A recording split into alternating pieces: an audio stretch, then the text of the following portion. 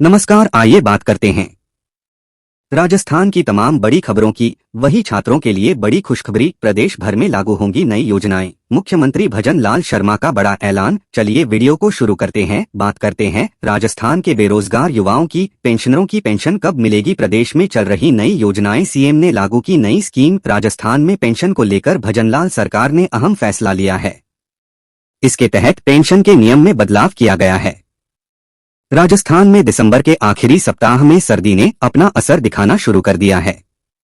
उत्तरी हवाओं के चलने से प्रदेश के कई हिस्सों में रात के न्यूनतम तापमान में लगातार गिरावट दर्ज की जा रही है।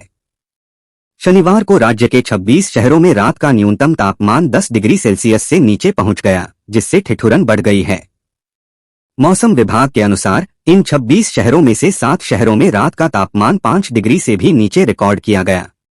सबसे कम न्यूनतम तापमान करौली में 3.1 डिग्री सेल्सियस दर्ज किया गया, जबकि पाली में 3.4 डिग्री रहा।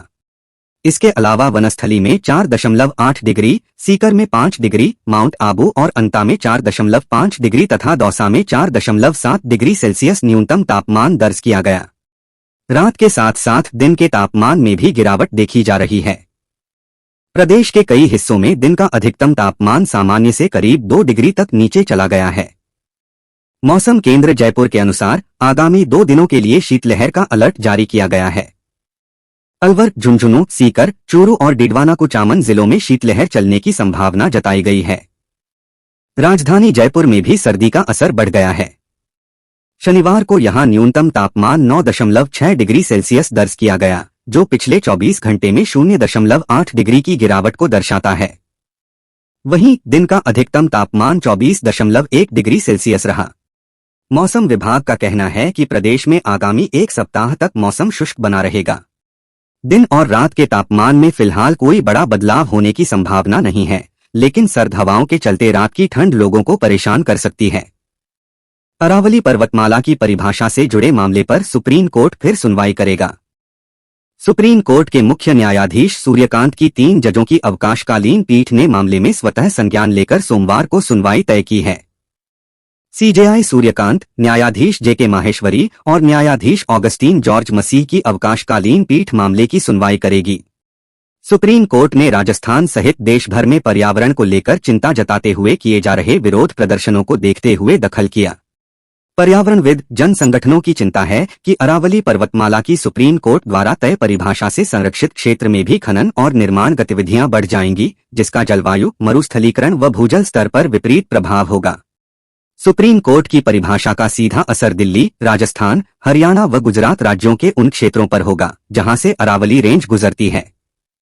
तत्कालीन सीजेआई बी.आर. गवई, न्यायाधीश के विनोद चंद्रन व न्यायाधीश एन.वी. अंजारिया की पीठ ने 20 नवंबर को अरावली को लेकर फैसला दिया था, जिसमें 100 मीटर से ऊंची पहाड़ियों व 2 पहाड़ियों के बीच 500 मीटर का फासला होने पर उस बीच के क्षेत्र को अरावली के दायरे में माना गया था। अन्य क्षेत्रों को खनन के लिए खोल दिया था।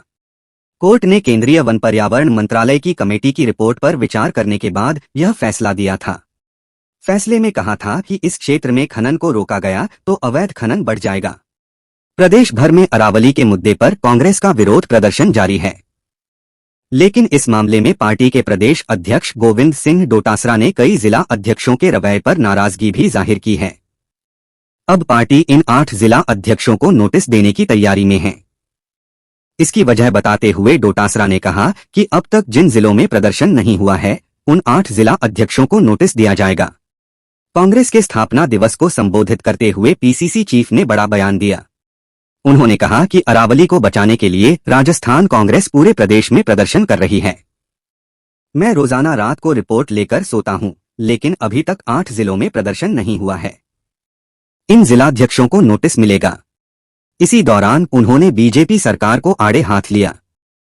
डोटासरा बोले कि बीजेपी का एक मंत्री, विधायक या सरकार का एक ब्यूरोक्रेट भी ईमानदारी से काम नहीं कर रहा। ओबीसी आयोग और इसकी रिपोर्ट पर सवाल खड़े करते हुए कहा कि सरकार ने ओबीसी आयोग को संसाधन नहीं दिए। साल 2022 का आदेश था, सरकार में आते ही आयोग बनाना था, लेकिन इसमें देरी हुई। पूर्ववर्ती यूपीए सरकार की उपलब्धियों को गिनाते हुए उन्होंने कहा, कांग्रेस पार्टी अधिकारों के रूप में मजबूत कानून लेकर आई, आज उनको कमजोर किया जा रहा है। Right to food, right to education, right to work, right to information को कमजोर किया जा रहा है। हमें महात्मा गांधी का नाम बदलने से ऐतराज नहीं है, क्योंकि ये लोग महात्मा गांधी को मानने वाले हैं ही नहीं, ये तो नाथूराम गोडसे को मानने वाले हैं। उन्होंने कहा कि मूल रूप से इस कानून में जो बदलाव किया गया वह यह है कि अब आपको काम मांगने का अधिकार नहीं है। केंद्र सरकार और राज्य सरकारों की मर्जी होगी कहां मदद देनी है, कहां काम देना है, फिर ही काम मिलेगा। प्रधानमंत्री नरेंद्र मोदी ने रविवार को मन की बात कार्यक्रम में 2025 की कई तस्वीरें, कई चर्चाएं और कई उपलब्धियों के बारे में बात की, जिन्होंने पूरे देश को एक साथ जोड़ दिया। राष्ट्र को संबोधित करते हुए पीएम मोदी ने कहा कि मन में पूरे एक साल की यादें घूम रही हैं। 2025 ने हमें ऐसे कई पल दिए जिस पर हर भारतीय को गर्व हुआ। प्रधानमंत्री मोदी ने कहा कि देश की सुरक्षा से लेकर खेल के मैदान तक, विज्ञान की प्रयोगशालाओं से लेकर दुनिया के बड़े मंचों तक भारत ने हर जगह अपनी मजबूत छाप छोड़ी। मन की बात कार्यक्रम में पीएम मोदी ने कहा, इस साल ऑपरेशन सिंदूर हर भारतीय के लिए गर्व का प्रतीक बना। दुनिया ने साफ देखा कि आज का भारत अपनी सुरक्षा से कोई समझौता नहीं करता। ऑपरेशन सिंदूर के दौरान देश के कोने कोने से मां भारती के प्रति प्रेम और समर्पण की तस्वीरें सामने आईं। लोगों ने अपने अपने तरीके से अपने भाव व्यक्त किए। उन्होंने आगे कहा कि यही जज्बा तब भी देखने को मिला जब वंदे मातरम के 150 साल पूरे हुए। मैंने आग्रह किया था कि #वंदे मातरम 150 फीट के साथ अपने संदेश और सुझाव भेजें। देशवासियों ने इस अभियान में बढ़ चढ़कर हिस्सा लिया।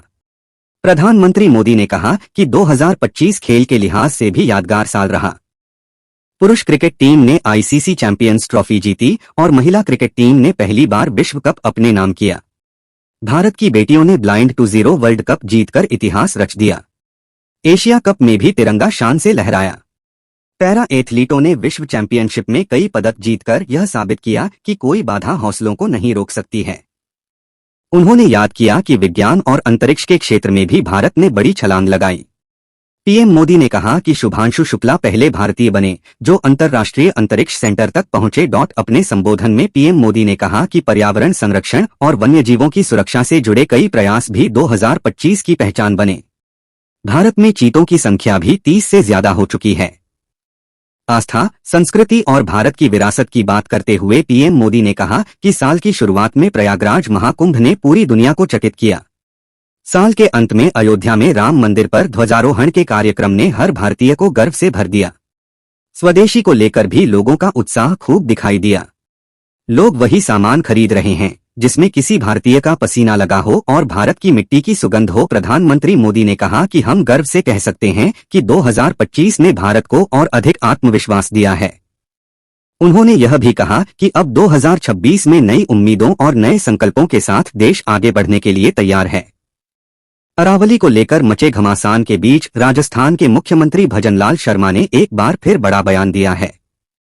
अरावली पर्वतमाला को राज्य की अमूल्य प्राकृतिक धरोहर बताते हुए शनिवार को उन्होंने फिर दोहराया कि राज्य सरकार इसके संरक्षण के लिए पूरी तरह प्रतिबद्ध है। सीएम भजनलाल शर्मा ने वन एवं पर्यावरण और खान विभाग की समीक्षा बैठक की अध्यक्षता की। उन्होंने कहा कि राज्य सरकार द्वारा अरावली क्षेत्र में किसी भी प्रकार के नए खनन की अनुमति नहीं दी जाएगी।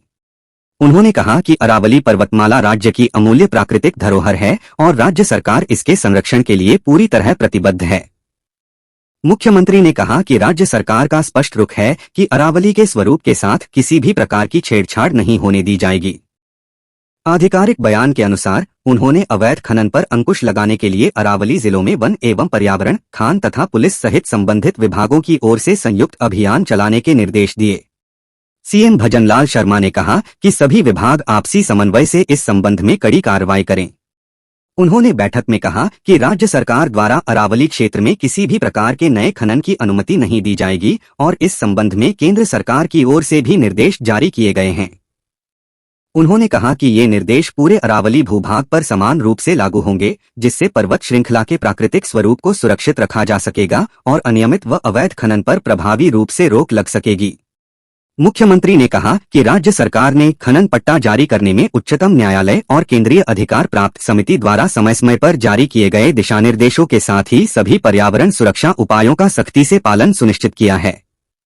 उन्होंने कहा कि अरावली पर्वतमाला को हराभरा बनाने के लिए 250 करोड़ रुपए की हरित अरावली विकास परियोजना बनाई गई है। सीएम शर्मा ने कहा कि परियोजना के तहत अरावली जिलों के 32,000 हेक्टेयर क्षेत्र में सघन वृक्षारोपण करवाया जा रहा है। राजस्थान में अब जल्द ही निकाय चुनाव होने वाले हैं।